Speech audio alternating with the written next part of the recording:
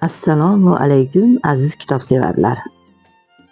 Tavsiya qilamiz loyihasi doirasida bugun sizlarga adib Xolmuhammad Karimiyning G'ordagi omonat romanini tavsiya etaman.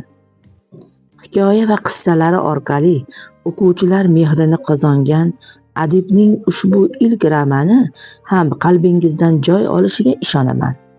Asarni mutolaa qilar ekansiz, muallif xalq hayotini, uning orzu-intilishlari va dardlarini naqadar teran his etishini anglaysiz.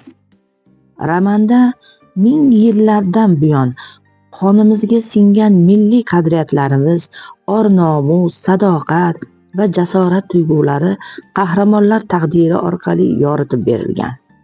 Ayniqsa, bugungi yoshlar asar qahramonlari bilan hamfikr bo'lib, ularning kechinmalarida o'z qalb sadosini topadilar. Ushbu kitob 2024-yil Toshkent shahrida O'zbekiston Yozuvchilar uyushmasi hamkorligida nashr etilgan bo'lib, 215 betdan iborat.